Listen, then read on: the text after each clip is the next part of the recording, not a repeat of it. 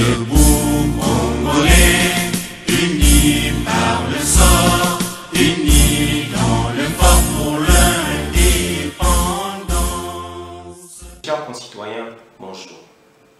C'est avec beaucoup de plaisir que je m'exprime à vous à nouveau après un bout de temps.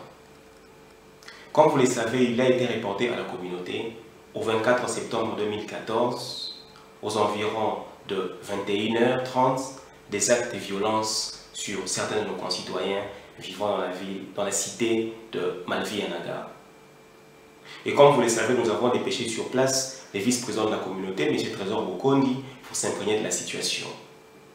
Et selon le témoignage, le premier témoignage que nous avons recueilli sur les lieux, ces incidents seraient dus à un affrontement, à un accrochage entre un Somalien et un Indien et qui probablement a abouti à des actes de coups et blessures sur l'Indien. Alors peut-être dû à un problème de communication, les Indiens ont cru que leurs concitoyens étaient décédés, qui n'est pas une vérité parce qu'ils se trouvent toujours au niveau de l'hôpital. Alors ils se sont décidés de se révolter contre les Africains, ils se sont décidés de tirer vengeance contre tout Africain qu'ils retrouveraient dans la ville de Malvi-Yanagar. Et comme vous le savez, nos concitoyens vivant à Malvi-Yanagar ne pouvaient pas échapper à cette mesure. Bon nombre de nos concitoyens, soit tournant dans Malvi-Yanagar, soit se dirigeant vers Malvi-Yanagar, ont aussi été victimes de cette agression que nous déplorons et que nous dénonçons. Mais au plus pire des cas, se retrouve le cas de notre concitoyen Mukoko Missa Trésor, qui lui s'est retrouvé attaqué et qui lui s'est retrouvé battu par plus de 100 personnes munies de bâtons et munies de toutes sortes d'objets. Selon les témoignages de M. Mukoko Missa, il serait revenu avec son ami Caleb d'un centre de gymnastique. Et c'est sur leur chemin retour vers leur maison qu'ils ont rencontré justement cette embuscade. Et comme vous le savez, Caleb a été chanceux et est arrivé à s'échapper, mais notre ami Mukoko Missa Trésor n'a pas été aussi chanceux et est tombé entre les mains de ses assaillants et a été sérieusement battu. Et comme vous le savez, parmi les premières informations qui circulaient, il y avait un cas d'enlèvement, où bon nombre de gens disaient que notre concitoyen était enlevé par ses assaillants après avoir été sérieusement battu. Et j'aimerais ici confirmer que cela n'est pas le cas, parce que notre concitoyen a été plutôt récupéré par la police qui, après avoir appris ces actes de violence, est arrivé sur place et a tenté de disperser la foule indienne et lui a récupéré pour le transférer dans un hôpital de la place. Le deuxième conseiller de l'ambassade, M. Kassomo Musenga, nous a rejoints et, ensemble avec le vice-président de la communauté, lui ont transféré dans un autre hôpital où il pouvait avoir le soin approprié et il pouvait avoir le soin rassurant.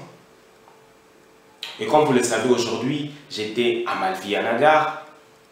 Je suis allé justement voir l'évolution de la situation et je suis aussi parti à l'hôpital, à Batra Hospital, où notre concitoyen était interné.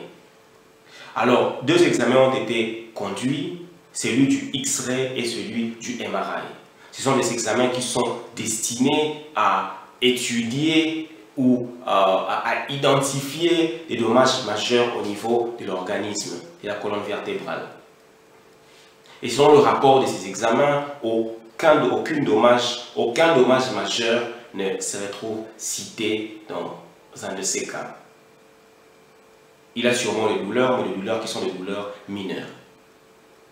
Mais j'aimerais insister sur un point. Comme vous le savez, la majeure partie d'Indiens vivant dans la ville de Malvi-Yanagar et plus particulièrement à Osrani Village et à Kirki Extension sont des gens qui ne sont pas instruits, ce sont des gens qui viennent directement de villages. Et même la police nous a confirmé que parfois elle n'est pas en mesure de prédire, en mesure de contrôler les agissements de ce genre de personnes. Alors vous comprenez que c'est un grand sujet. Alors en tant que bureau de la communauté congolaise des l'Inde, pour éviter que ce genre de situation puisse se reproduire à la longue, parce que j'insiste que là, nous ne sommes pas en un premier cas. Il y a eu le cas bien auparavant. Alors nous aimerons tirer l'attention de nos concitoyens. Nous demandons à tous nos concitoyens vivant dans ces villes, à ceux qui ont le moyen de se déplacer, de bien vouloir quitter cette cité pour s'établir à des cités où leur sécurité est assurée et où ils peuvent avoir une vie meilleure. Et c'est là dans le plus vite possible. Parce que ni la police, ni le bureau de la communauté est en mesure de confirmer l'évolution de la situation sur place. Et nous sommes toujours informés que bon nombre de nos concitoyens et d'Africains se retrouvent coincés dans leur maison parce que la tension continue. Donc nous vous demandons à tous qui êtes en mesure de vous trouver des appartements dans des cités beaucoup plus meilleures, de bien vouloir quitter cette ville. Mais j'aimerais aussi justement lancer un appel à toute la communauté. Nous sommes là devant un problème qui nous confronte, tous. Et comme vous le savez, j'ai toujours insisté dans mes discours que nous sommes tous liés par le rêve congolais. Alors je demande à tous nos concitoyens de bonne volonté qui peuvent, pour un bout de temps, pour un laps de temps, donner une chambre ou une place à leurs concitoyens vivant à Malvi-Anagar qui ne seraient pas en position de déménager pour le moment, de bien vouloir passer à cet acte de bonne volonté.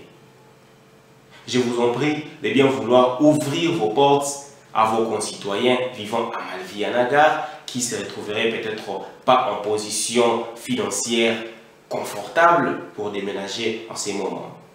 Juste pour question de sécurité, le temps que la situation puisse se rétablir dans la ville de Malvi-Anagar. Et j'aimerais encore insister que la police a été sincère. La police nous a dit qu'elle ne peut pas contrôler ni prédire les agissements de ressortissants de Kirti Extension et de Malvi-Anagar. Donc nous devons prendre cet acte au plus grand sérieux et assurer la sécurité de nos propres vies. Mais c'est une situation, encore une fois de plus, que nous déplorons en tant que bureau de la communauté congolaise de l'Inde. C'est l'essentiel de mon message. Que Dieu vous bénisse, que Dieu bénisse la communauté congolaise de l'Inde, ma nation, ma vérité, mon héritage.